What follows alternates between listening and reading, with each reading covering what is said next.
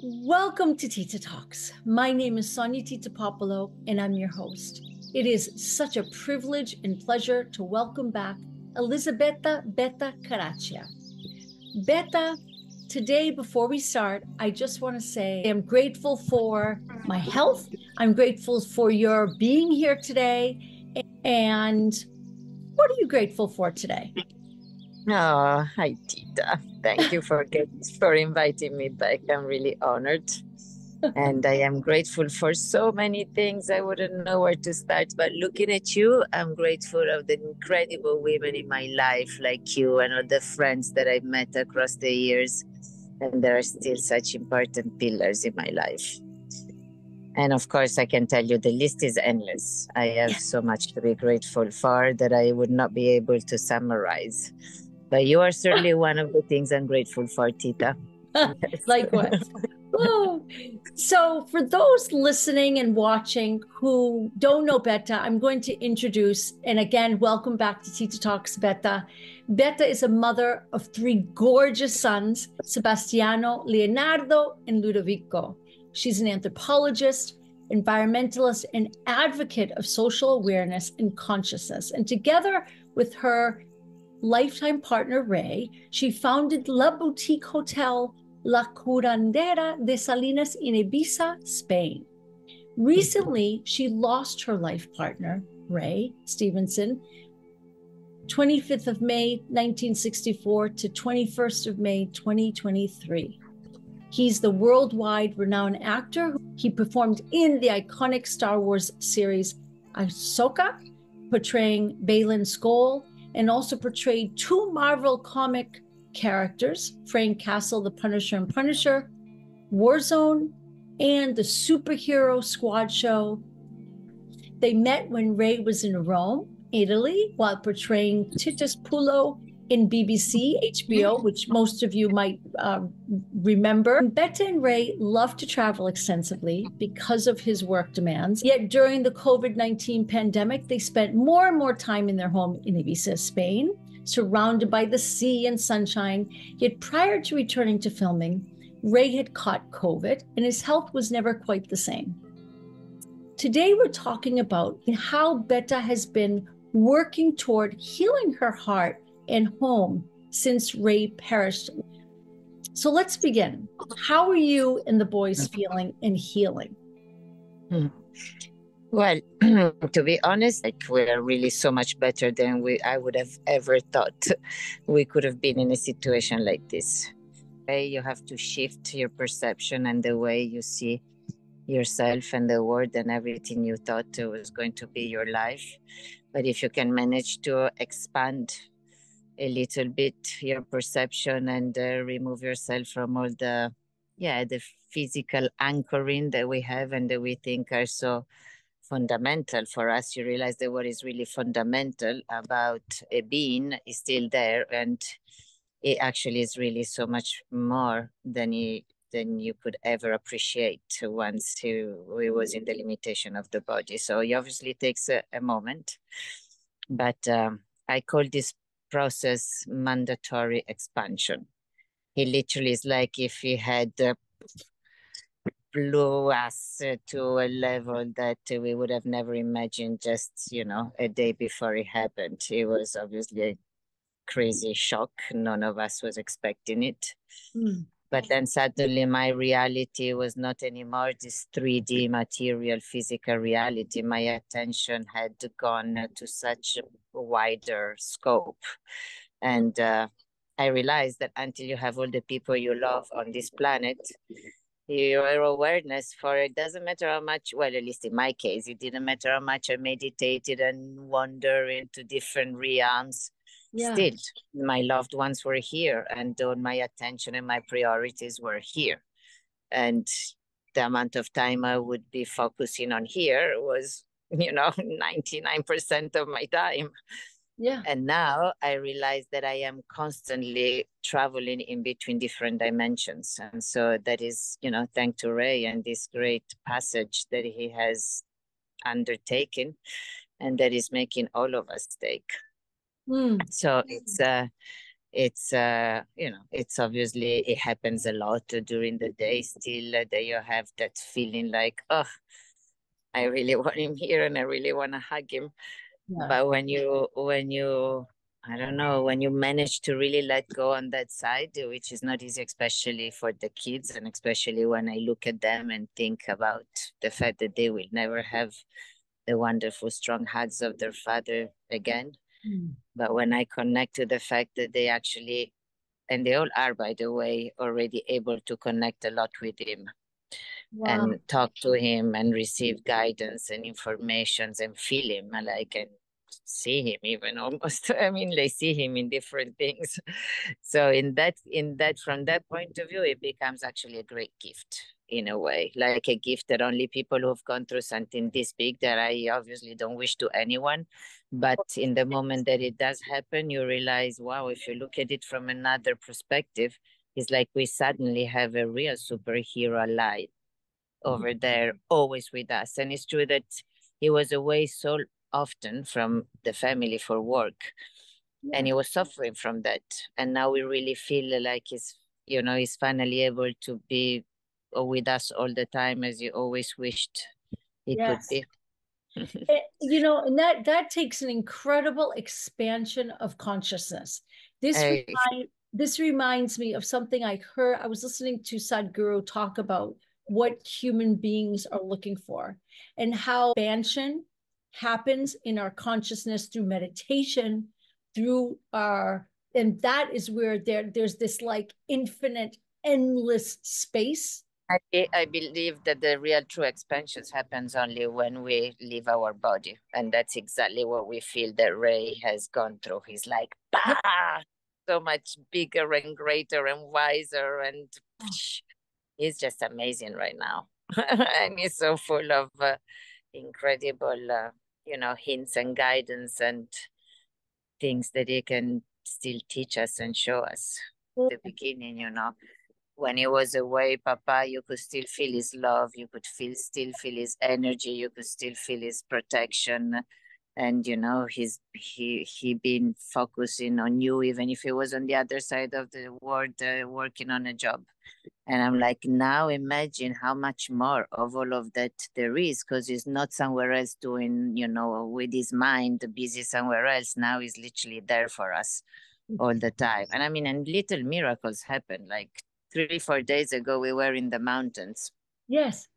And our second one was doing a snowboarding class, and there was a yellow butterfly on basically Mont Blanc, like in winter. There is definitely never butterflies. And there was this yellow butterflies that they was just keeping on flying around him. And, Ray has been at times manifesting himself through butterflies, and yellow was his color. So he was like, Papa came to visit me during so they know they see. Beautiful. Yeah. Do you watch any of Ray's shows with the boys? Do you like? I mean, we have, but for some reason recently, I think especially the second one is resisting a little bit. And I think it might be because it makes him go into emotions that he doesn't necessarily want to feel in that moment, in which is just relaxing at the end of the day. Yeah. So now I want to propose that I want to propose the kids. It's something I want to propose literally this week, to maybe choose one day in the week in which we all decide to basically unite to spend time with Papa and for Papa. So to dedicate one day to Ray and watch his movies and maybe go through his things and go through his pictures. You do have to be prepared, because obviously you think you're doing okay and you're able to connect, etc. But unfortunately, the memories from the past, can trigger emotions that are beyond your awareness to there and then. They can just overwhelm you, and when you are completely. maybe maybe you're a good moment that you don't really want to be overwhelmed. My middle son is particularly, I think, emotional. Everyone reacts in their own way, and they all have very different ages and very complicated ones for being processing something this big. And as much as I see that they are really incredible, because they are managing to see how much they still have to be grateful for.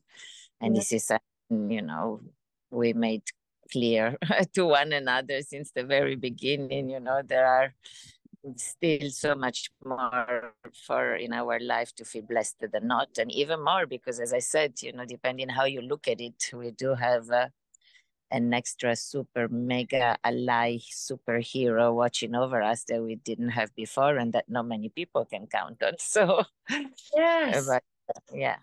I love that because, it's amazing. It's one of the reasons I wanted to start with the gratitude practice. I think that you understand and you practice this, you live by this, that when you can shift, it's also one of the ways I talk in my book. Gratitude is one of the chapters. It's one of the tools that I use when I'm feeling when that feeling of grief. Expect you it sometimes, and then it really takes your own Yes. all the tools that you've learned, etc., to just come back and to realize that the present moment, because normally these griefs are always because of something that you had projected in the future that you wanted to do and share with that person, of some memories of the past. But then when you really sit in the present moment, it's like, I have everything, I still have everything I need around me, the plants and the flowers and my kids, and he's still there. We can still feel him. We can still communicate. So really we haven't, it's just the mental, it's always possible to go into the gratitude. It's always possible. Totally. Yes, completely. Shift into that. So do you live by a mantra? Well, funny enough, it's pretty much that. It's like, even in the worst possible situation, find the good side to it. Yeah. In the worst, find a reason for that has happened, because it's going to bring something better. And in this situation, it was difficult. But I've come to the conclusion that I have come to quite a few conclusions for which, if this had to happen, it happened for a reason, and it's happening for the good reason. I trust the choice. I also believe that all the souls are pretty much prepared and in charge of their, the higher sides of each one of us is kind of,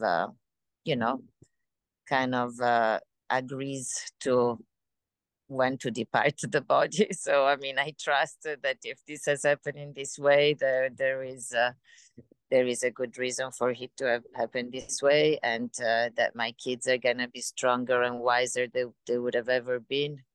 And they probably would have come out to be very spoiled, kids of an Hollywood actor that was jumping around the world, because he was really breaking the famous glass ceiling with Ahsoka, with the Star Wars. He was finally getting to that level of, never having to worry probably about another job, because anyways, in every actor's life, there is always that.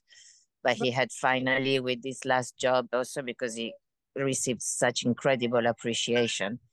And I can tell that he would have really made it. He would have really become much more famous than he had ever been. And it would have been problematic for the family, all of that. I'm not sure his soul wanted to go through that. His ego, for sure, he would have loved it. But his higher self, I don't know. I think his higher self is actually really enjoying the expansion of being absolutely free and beautiful, expanded, bright light that he is right now. So I just supported that and I receive it. And I trust that the kids are going to get the strength and the light that they need to really, succeed in their own missions. There's a very, very, my family, especially my mom, is a very beautiful and pure Catholic believer, like, in the best way of the Catholic, of the Catholic meaning, in the sense that it was literally about the purest message from Jesus Christ, not from, the whole overstructure of the Catholic Church. But nevertheless, it was very strict, and every Sunday church, all those kind of rituals that were not resonating with me at all at that age, at 14, anyways. And Osho had opened up to me a window to understand how spirituality was way beyond any of these religious dogmas. It literally made me look at all the dogmas from another perspective and made me investigate human nature. And Osho was really good into bringing the Eastern light of the spirit into the Western, materialism and mind-driven, approach to reality. So merging that in that moment for me was really like, good, there are so many things that I was feeling and I couldn't put it into words, and this man is really understanding it and making it so clear for me. And from then on, I've never been like an Osho follower or any guru followers. But then I have just been acquiring different tools, exploring different methodologies. And Ibiza definitely is the one that opened the flood doors. Because here in Ibiza, you have so many options, so many incredible teachers, masters coming through from the native, Americans, from the Tibetan, the Himalaya. I mean, like, you have all this mix of different paths that are open for you. Yes. And then, of course, you find the route that unites them all, and then you find among all of them the tools that work for you, and then you go on your own way, because I believe that's the only way. Anyways, you can never just follow somebody. You have to find your own way. How have you rebuilt your confidence, and how do you stay hopeful? I know it's probably a silly question after what we already discussed, but I find the reason I'm asking is because I found when my mom passed, and I think, Ray was the love of your life and your life. Yes. I actually believe that these two things are the worst things that can happen. Losing your mom and losing the partner. Or, I mean, of course, for little children, also the father. But the mother is probably another level, because of normally mothers are the ones that are more directly involved with children upbringings, no? And of course, your life partner is because you have all these, we had so many plans. Those are the things that just mess with your mind, because that suddenly you're not going to be able to see your kids growing up together. But then again, is it true or not? Because actually it's not true. Why? I am still going to be able to see my kids growing up together with Ray, who is looking over them, and I'll be able to, just like bring him in and be like, look what we've done, I'll still be able. I mean, it's literally just that click. Yes. So what keeps me hopeful is that, honestly, if you don't think about things too much, everything is okay. Everything is okay in life, and just let it be. Trust that they are well supported, and just do the best you can every step of the way. And what was the one particular role that Ray played that you might want the boys to remember always? Star Wars is, and honestly, they've already said that they were thinking about doing a spin-off only on his character, because his character was gonna turn into a good character, and the kids were really excited about this. And honestly, already in this first series, you could see that it's such a solid character, even if you have and he played it so amazing. And in a way, he had laid the ground for everything else that happened, literally connecting dimensions. He's there connecting, even in the show itself, he's there channeling, he's there, but he's not there. He's like, is quite, I mean, that's the thing. He's a bridge. He's a bridge now in between different dimensions. And look, I mean, in 2019, which is few months, less than a year before he actually got COVID. He tattooed something on his arm that he never wanted to do tattoos. He doesn't believe in tattoos. He's not really a tattoo kind of guy. And then suddenly sends me a picture from Australia where he was shooting a series with this big tattoo on his forearm. And I'm like, wow. I mean, it was beautiful. Thin, I'll send you a picture of it. Thin and beautiful, and like, wow, Ray, what happened? Why did you decide to tattoo yourself all of the sun? It's like, because I found the perfect tattoo. And it's the image, it's like a Celtic warrior with one Oh, foot on this realm and another foot on the other side. That oh, was his tattoo. wow. Tell the kids as well, you know, the Papa really wants you to know that he has not abandoned you. He has a No, foot here with us, and absolutely. it's just bridging us and helping us to be as big as we can be. And if he hadn't done this, we would never be able to achieve these huge expansions that he's making us. And I know it's tough for them and it's tough for me, but Yeah. there is that to focus on. And I think Ahsoka somehow, it was that he was going through a whole transformation. Also, Ray, Yeah. when this happened, which was really quite unexpected, but it was, you know, hearts. The heart sometimes is just taking too much from this life, and he always had a weak heart. So, Mm. and he was going through a lot of stress with the work and the, you know, Physically, it's stress. just physically alone. It was literally very exhausted. And anyways, there I should have probably maybe told him to just take a proper rest, but you probably wouldn't have listened to me. No. Yeah. Yes. But in any case, yeah, he's in Ahsoka as well. Yes. He was this character that was going through all this questioning, etc., and then he Yes. was going to become the carrier of the light. And Ray was literally just now becoming the best of himself. He's left in the moment that he had really kind of lighting himself up from a lot of the burdens that he was carrying before. He Mm. had done the role of his dreams, so Yes. he decided to go on a high like like a real warrior. What's the difference between joy and happiness for you? Well, obviously, joy is more time, like, how do you say? It happens in a specific time of your life, and happiness is something that you're supposed to be able to achieve beyond the limitations of time. Like, it's just a state, while joy is something that you feel in that moment because something joyful is happening.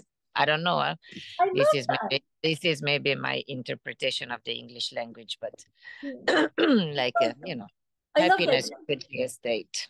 Yeah. Okay. So, what do you do for fun? What makes you laugh? Ah, mm. Well, I mean, surround myself with happy people.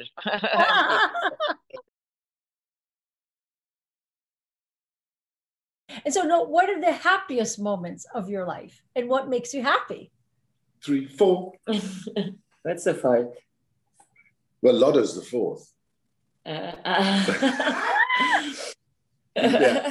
Happiest moment of my life happened in a small church in Rome, in Trastevere. Not small, that's big. It's a big church. All right. It became small when you walked in. Literally, we've been kind of, you say in America, dating. We've been dating. And we were just walking around Trastevere, and I went inside the church. It was an amazing scene. It was packed with people, ram-packed. And it was, and all of a sudden I turned around to say something about some fresco or mural, and she was about 10 feet away. And it was like, whoa, everybody stood still. Talk about a bolt of lightning. And anyway, that was one of the happiest moments of my life, to realize how much I just, how much I just realized I was in love.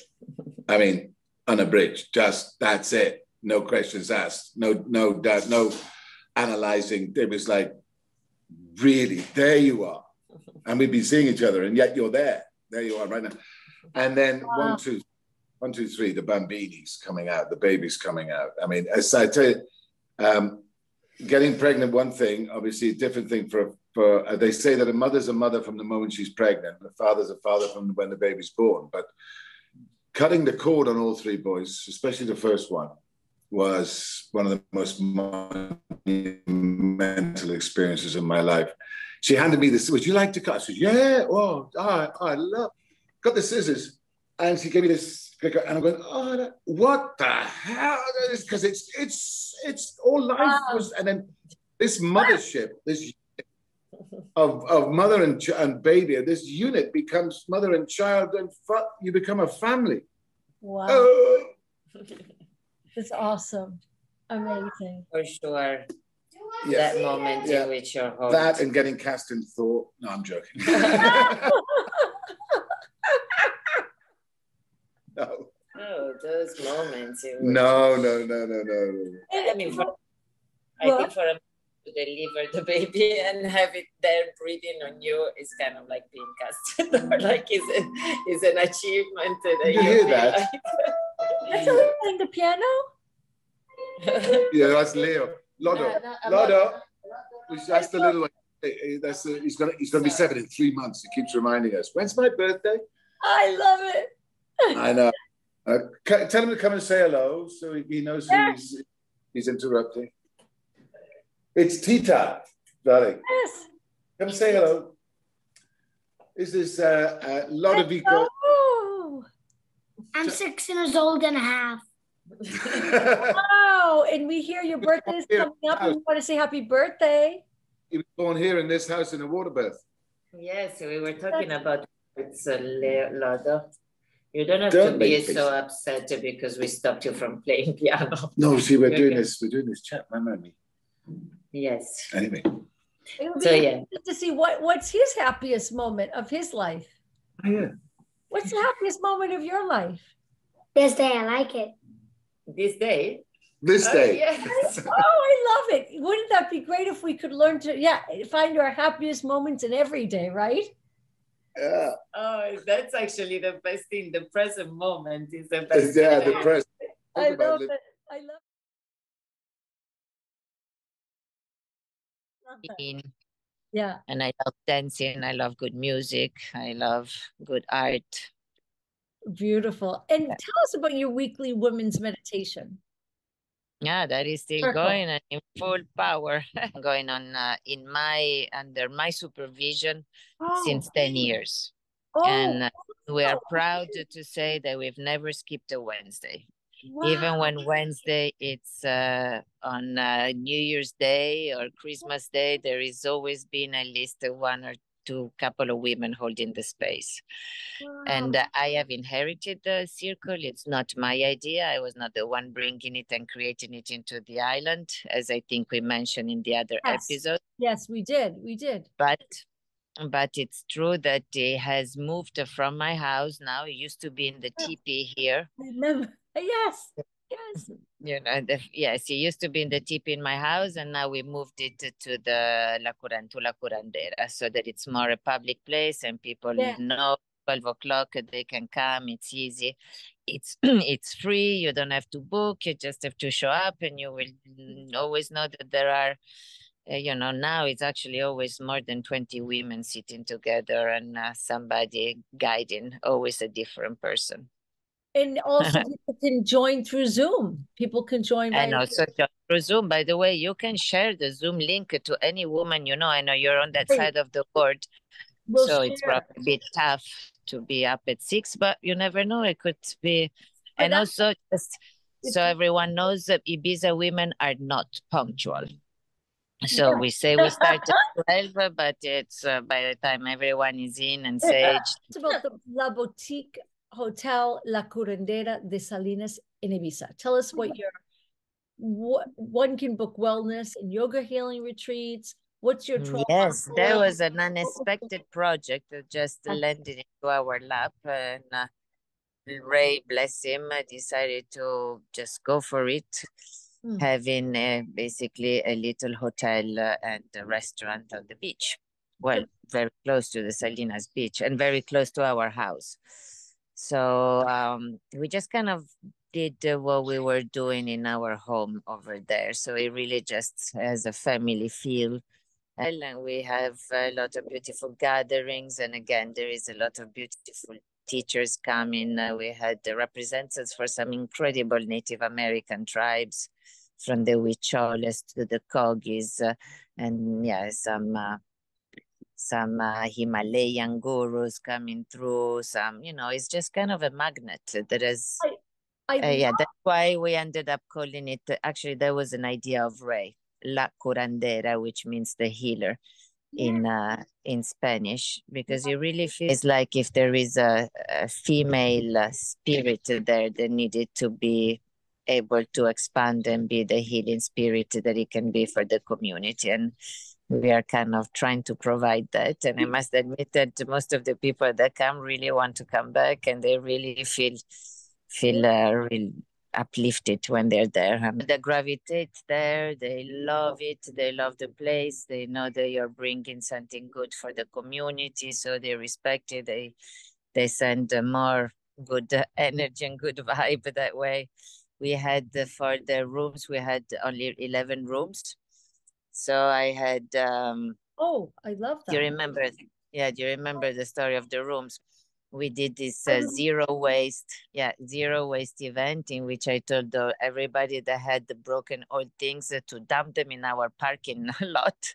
Wow. And that these artists, which were more than 30, we selected through this auction. We saw the way they worked. Okay. And we selected 11, and we hosted them for 1 weekend in the hotel for free, all together, sleeping in the room. And while they were there, they kind of visualized and channeled the room. So each one of them had redone one of the room, and each room is completely different from one another. Our philosophy is that true self-care relies on utilizing all 4 pillars of a healthy lifestyle. So that's exercise, nutrition, rest, healing, and mindfulness meditation.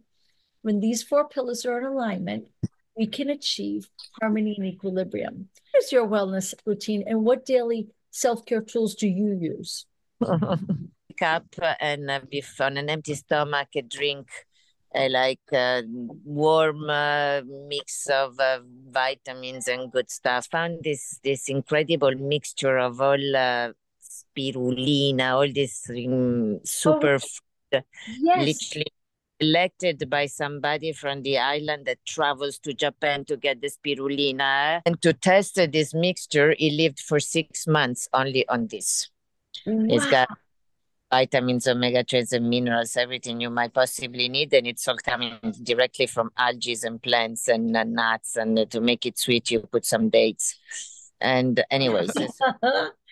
Science-based evidence shows that the more self-care tools and techniques you have, and the more positive daily habits you embrace, and the more you not only learn about yourself, but what works best for you in your life, but the better life you will live. It's about empowering yourself with the skills to live a happier and healthier, longer life.